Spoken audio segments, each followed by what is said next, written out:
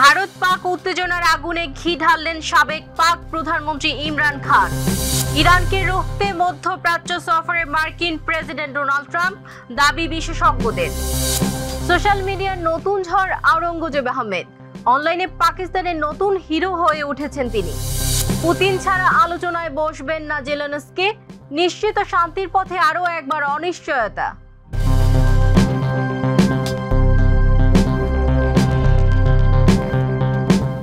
দর্শক আমন্ত্রণ মাই TV I নিউজে। এতক্ষণ দেখছিলেন শিরোনাম, সাথে আছি আমি সওদা ইসলাম বর্ষা। এলএমই সার্টিফাইড বিশ্ব সেরা কপারে তৈরি ওয়ালটন কেবলস, যা আপনার স্থাপনাকে রাখবে সব সময় নিরাপদ। ইমরান খান ভারতের বিরুদ্ধে পাকিস্তানি সেনাবাহিনীর প্রতিক্রিয়াকে উপযুক্ত বলে উল্লেখ করেন। তার মতে এটি কেবল জনসাধারণ নয়, কারাবন্দীদের মনোবলও বাড়িয়েছে। ভারতের সাম্প্রতিক আগ্রাসনের প্রেক্ষাপটে সতর্কবার্তা দিয়েছেন পাকিস্তানের কারাবন্দী সাবেক প্রধানমন্ত্রী ইমরান খান। তিনি বলেন, ভারতের প্রধানমন্ত্রী নরেন্দ্র মোদী প্রতিশোধ নিতে পারেন, তাই দেশ ও জাতিকে সজাগ থাকতে হবে। বিস্তারিত রিপোর্টে। ভারত পাকিস্তানের উত্তেজনার আগুন যখন নিভু নিভু, তখন তাতে যেন ঘি ঢাললেন পাকিস্তানের সাবেক প্রধানমন্ত্রী ও কারাবন্দী বিরোধী নেতা ইমরান খান। কি এমন বললেন তিনি?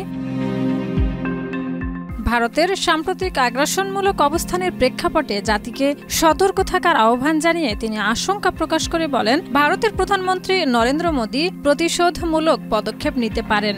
এজন্য জনগণ ও রাষ্ট্রকে সর্বোচ্চ সতর্ক থাকতে হবে।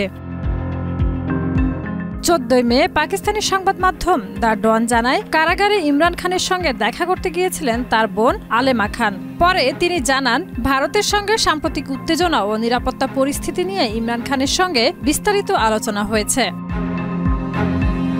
আলেমা বলেন, ভাই ইমরান আমাদের বলেছেন এই সংকটময় সময়ে তাৎক্ষণিক এবং শক্ত প্রতিক্রিয়া জরুরি। তিনি মনে করেন নরেন্দ্র মোদী প্রতিশোধ নিতে পারেন, এজন্য আমাদের মানসিকভাবে প্রস্তুত থাকতে হবে।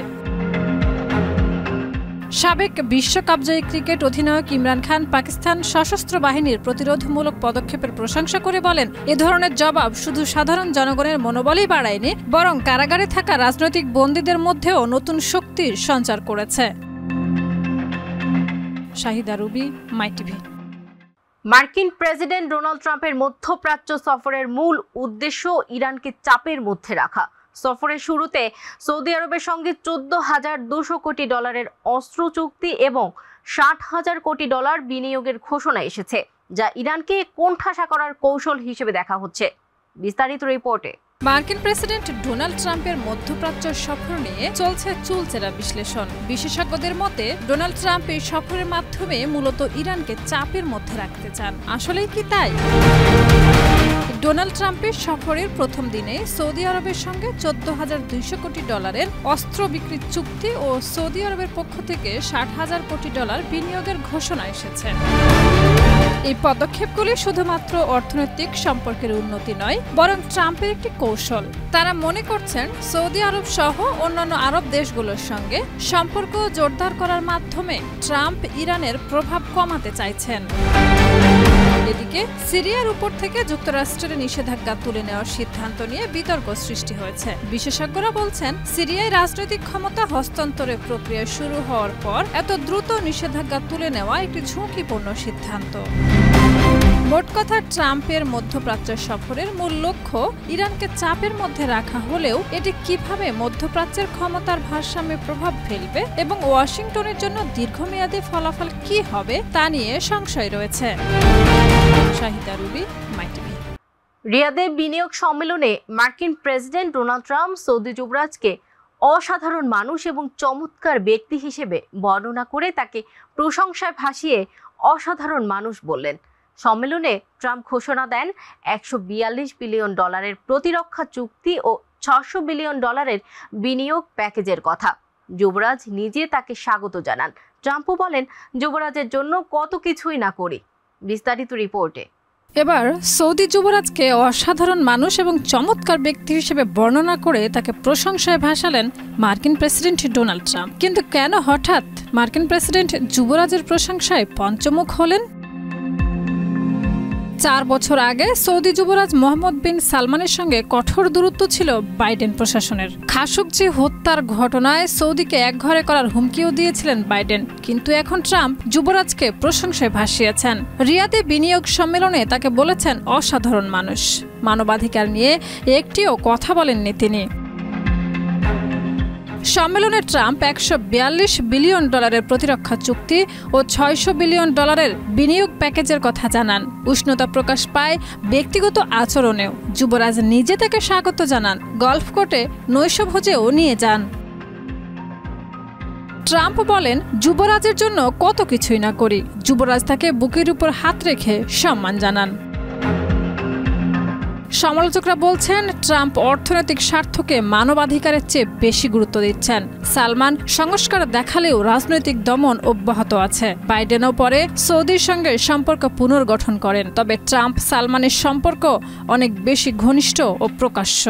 ভারতের সঙ্গে উত্তেজনার পর গুগলে পাকিস্তানের সবচেয়ে খোঁজা নাম এখন air vice marshal Aurangzeb Ahmed.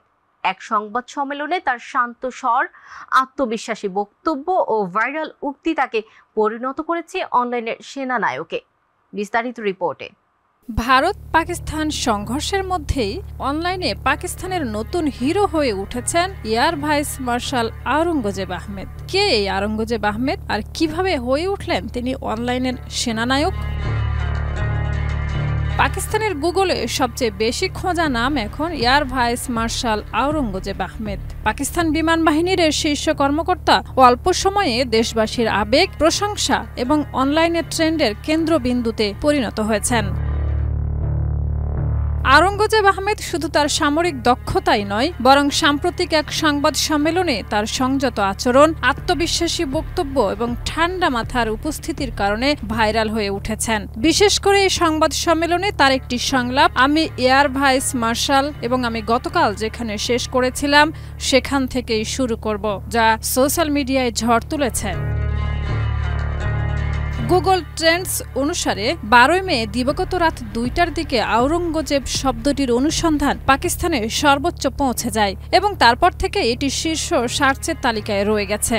সেই রাতেই পাকিস্তানি সামরিক বাহিনীর একটি সংবাদ সম্মেলনে ব্যাপক আলোচনায় আসেন আওরঙ্গজেব আহমেদ। সব মিলিয়ে বলা যায়, আকাশের পাখি হয়েও air vice marshal Aurangzeb Ahmed এখন পাকিস্তানের ডিজিটাল দুনিয়ার উজ্জ্বলতম নক্ষত্র। শাহিদা রুবি, মাইটিভি। ইস্তাম্বুলে রাশিয়া ইউক্রেন শান্তি আলোচনা অনুষ্ঠিত হবে 15 মে সন্ধ্যায়। তবে ইউক্রেনের প্রেসিডেন্ট জেলেনস্কি জানিয়েছেন, পুতিন সরাসরি না এলে তিনি অংশ নেবেন না। ট্রাম্পের মধ্যস্থতায় আলোচনা হলেও পুতিনের অংশগ্রহণ এখনও অনিশ্চিত।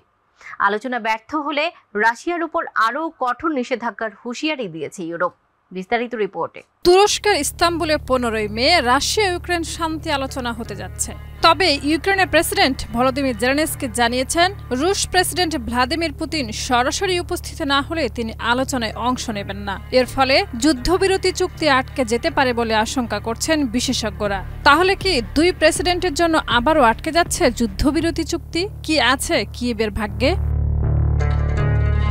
ইউক্রেন অভিযোগ করছে, রাশিয়া, যুক্তরাষ্ট্র ও ইউরোপে 30 দিনের যুদ্ধবিরতির প্রস্তাব উপেক্ষা করেছে এবং সাময়িক বিরতির মধ্যেও হামলা চালিয়েছে। রাশিয়া পাল্টা দাবি করেছে, ইউক্রেন রাজনৈতিক সুবিধা নিতে চায়। মার্কিন প্রেসিডেন্ট ডোনাল্ড ট্রাম্প আলোচনার মধ্যস্থতার চেষ্টা করছেন, তবে পুতিনের বৈঠকে অংশ নেওয়া নিয়ে অনিশ্চয়তা রয়েছে। ইউরোপীয় ইউনিয়নের কূটনৈতিক কাজা ক্যালাস বলেছেন, ভ্লাদিমির পুতিন এখনও ভলোদিমির জেলেনস্কির মুখোমুখি হতে সাহস পাচ্ছেন না। শাহিদা রুবি, মাইটিভি। ইউক্রেন যুদ্ধ বন্ধে 15 মে ইস্তাম্বুলে এক গুরুত্বপূর্ণ বৈঠক অনুষ্ঠিত হতে যাচ্ছে। এই বৈঠকে রুশ প্রেসিডেন্ট ভ্লাদিমির পুতিন ও মার্কিন প্রেসিডেন্ট ডোনাল্ড ট্রাম্প অংশ নিচ্ছেন না। পুতিন না থাকায় বৈঠকে জেলেনস্কির অংশগ্রহণ অনিশ্চিত। তিনি বলেন, রাশিয়ার গড়িমসি তাদের শান্তি চুক্তিতে অনাগ্রহের ইঙ্গিত। বিস্তারিত রিপোর্টে। প্রতিনিধিদের কাঁধে ইউক্রেন যুদ্ধ বন্ধের আলোচনার ভার দিয়ে আড়ালেই রইলেন রাশিয়ার প্রেসিডেন্ট ভ্লাদিমির পুতিন। ইউক্রেনের প্রেসিডেন্ট ভলোদিমির জেলেনস্কির দেওয়া শর্ত অনুযায়ী পুতিনের অনুপস্থিতিতে তিনি বৈঠক করবেন না। এটি কি পুতিনের নীরব কূটনীতি? কোন দিকে যাচ্ছে বৈঠক, সেটি এখন দেখার অপেক্ষা। তুরস্কের ইস্তাম্বুলে 15 মে অনুষ্ঠিত ইউক্রেন যুদ্ধ বন্ধে বৈঠকে সরাসরি উপস্থিত থাকছেন না রুশ প্রেসিডেন্ট ভ্লাদিমির পুতিন ও মার্কিন প্রেসিডেন্ট ডোনাল্ড ট্রাম্প। পুতিনের পরিবর্তে রাশিয়ার প্রতিনিধি হিসেবে অংশ নিচ্ছেন উপদেষ্টা ভ্লাদিমির মেদেনস্কি। ডোনাল্ড ট্রাম্পও আগ্রহ দেখালেও শেষ পর্যন্ত যাচ্ছেন না তিনিও। তার বদলে যুক্তরাষ্ট্রের প্রতিনিধি দলের নেতৃত্ব দিবেন পররাষ্ট্রমন্ত্রী মার্কো রুবিও। ইউক্রেনের প্রেসিডেন্ট ভলোদিমির জেলেনস্কি আগেই শর্ত দিয়েছিলেন রাশিয়ার প্রেসিডেন্ট ভ্লাদিমির পুতিন বৈঠকে না থাকলে তিনি অংশ নাও নিতে পারেন।